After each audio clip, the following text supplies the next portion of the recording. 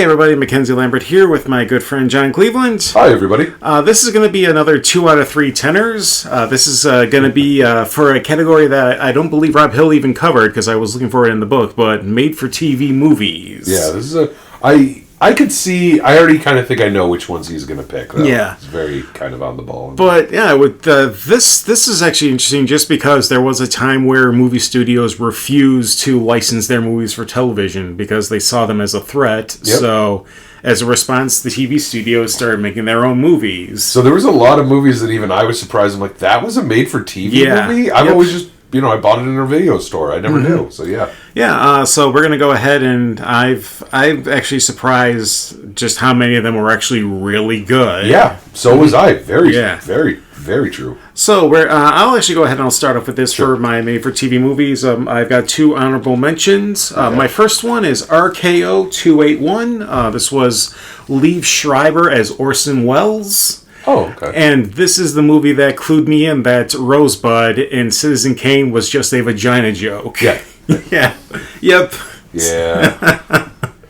Orson was a complex man. Yes. Let's just say that. Loved his wine. Loved his wine. The French. And my other honorable mention is A Tale of Two Cities, based on the Charles Dickens novel. This one had Chris Sarandon in one of the lead roles. So I was going to ask which time. Yeah. Okay. Yep. That kind of helps. Yep, 1980. I remember watching this for high school, and it was actually like one of the few adaptations of a novel I actually was able to stay awake through, just because it was actually pretty good. Sure. All right, my number 10 is Warning Parental Advisory. This is from 2002. This was the dramatization of the Senate hearings for the explicit lyrics. Oh, okay. This is when you had Frank Zappa, Dee Snider, and John Denver testifying before a Senate hearing committee. This was a fictionalized redoing of the news? Kind of. You had Griffin Dunn as Frank Zappa. You actually had Dee Snider playing himself in the movie. Okay, that's interesting. Yep. And they aired it at 11 o'clock at night so they could keep in all the swearing. Oh, okay. Yep. My number 9 is Brian's Song, starring James Caan and Billy Dee Williams. Yep. This was one of the biggest made-for-TV movies at the time. It's still considered the best sports movie of all time. And I know Rich Eisner, who used to be part of ESPN, but he has his own talk show now. He says that this is the one movie that it's okay for a man to cry at. Yes, that's the classic. It's the classic line. But yeah, no doubt, this was considered and is still widely considered the greatest sports film of all time. It's not really about sports. It's just about 2 dudes getting over adversity. Yep. My number 8 is The Hound of the Baskervilles. This is from 1988. This is Jeremy Brett as Sherlock Holmes. Yeah, he was never my favorite Holmes, but it was a good movie. Yeah. My number 7 is The Stand from 1994, directed by Mick Garris. A great Stephen King adaptation. One of his best. And just top to bottom, an amazing cast. Yes. Number 6 is the Mel Gibson-produced Three Stooges biopic, where you have Michael Chiklis as Curly Howard, you have John Kassir, the Crypt Keeper, as Shemp Howard. Oh, I've never seen this one. It's actually pretty good. I was never, me, I'm not as big of a Stooges fan as you. So, I did never have the interest in really dedicating a lot of time. But the ones I have watched are all garbage, so it's hard to understand. Yeah.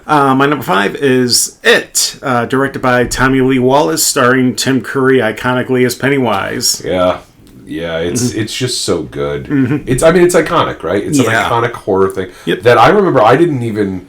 I don't think I ever even knew it was a TV movie until I was older, when I realized it was one of the only DVDs I owned that came in 2 DVDs, and it was something where it clearly had commercial breaks. Yeah. So. My number 4 is The Odyssey, starring Armand Tassante as Odysseus. It's the best retelling of the story. I so much so that I remember we brought it up randomly as one of those things that we did in school that we enjoyed.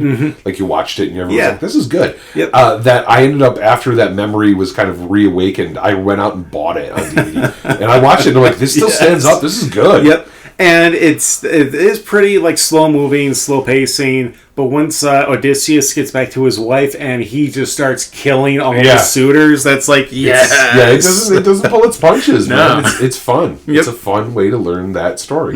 My number 3 is The Ruddles, All You Need Is Cash. Eric Idle was able to bring Monty Python, Saturday Night Live, and various rock musicians and singers together under one movie, and it's still one of the funniest mockumentaries I've seen. Never seen it. My number 2, Duel. Oh, yeah. Yes. Yeah. Steven Spielberg's feature film debut.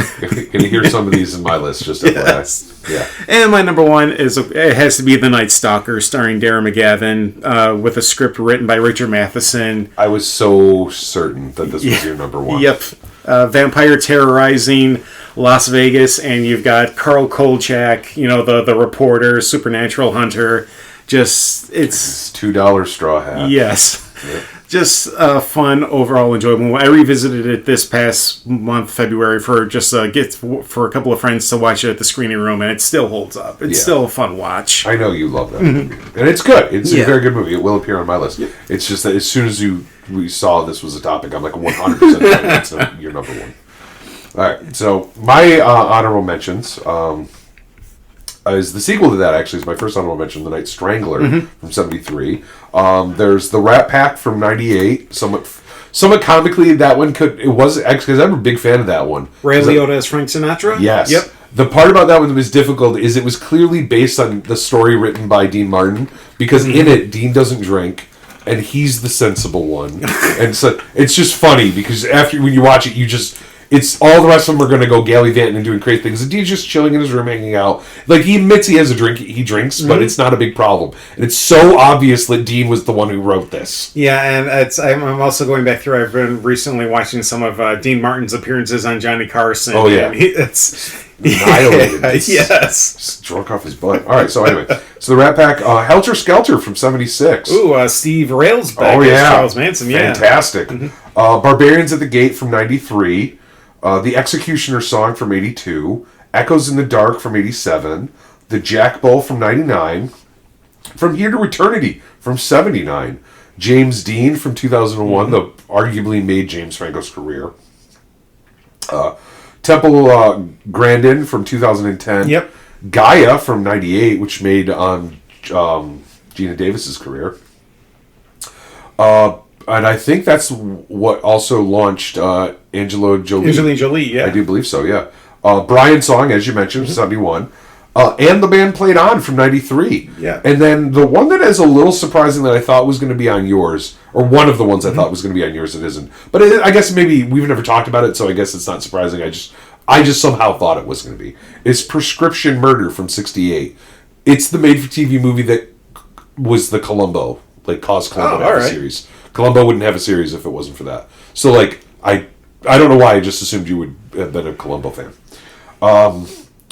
There's some bad ones I need to bring out too, because you know me and I got to talk about them. There's the obvious one. I have the Star Wars holiday special from 78. From 76, we get Captain America starring Reb Brown, and the sequel, because it apparently did pretty well. From 79, Death Till Soon, Captain America 2, Death Till Soon, Reb Brown versus Christopher Lee. Yep. You gotta love it. And then also Gargoyles, which wasn't considered bad when it was released. It was actually considered quite good. But now in retrospect, it just doesn't hold up.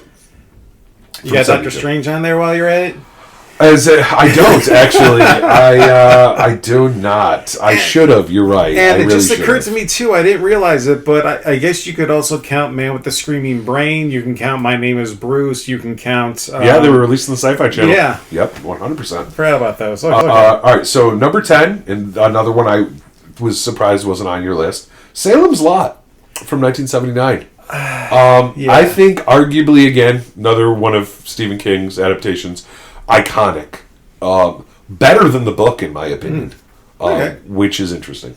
You don't get that too often. Number 9, John Adams from 2008. With Paul Giamatti. Just fantastic. About at the same time, but John Adams is a very interesting president that doesn't get, or not president, but he wasn't a president, but a figure. But I don't think he gets enough talked about historically, and I think that was nice to bring him to light. Yeah. Number 8. Trilogy of Terror from 75. Another one I kind of not surprised we didn't talk about. That's another Dan Curtis production, and it's just so many of him. To but it's iconic. Super iconic. Karen Black. Karen Black. Yep. 7, The Stand, as you mentioned, from 94. 6, a bit of a trend here. The Day After from 83. British post-apocalyptic. Yeah. Literally, for those who don't know, about like assuming the bomb went off, bombed in that example. I do believe that one's from England. Yeah. They bombed England, and it's just about like, okay, tomorrow. This is tomorrow. Mm-hmm. Like, there's the nuclear war is over. This is tomorrow. Like, what do we do now? And it's really gripping, and it really cranked up that volume on that to tension at the Cold War. Yep. Speaking of that, 5 Threads. So and that's from '84. So how I just said the last one was about the day after the thing, and let's crank tension. Threads is daring. And it's worse. It's much more graphic, to the point where I think it was never allowed to be shown again. And only, more recently got re-released. It was that considered to be traumatic to people.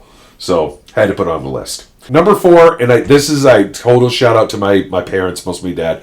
My dad was a huge fan of, and my mom were huge fans of Westerns, so we watched a lot. Okay. So, that explains number 4, Lonesome Dove. All right. 1989. It was a made-for-TV movie, it was a made-for-TV Western that was so popular, it made one of the longest running Western series of the modern era. And I know and a bunch of movies. Like, in my neck of the woods, it was a big deal. Mm-hmm. So I saw it, and it was good. So I had to put it on the list. I probably, in hindsight, would have put it closer to 10 and moved some stuff around, but it is what it is.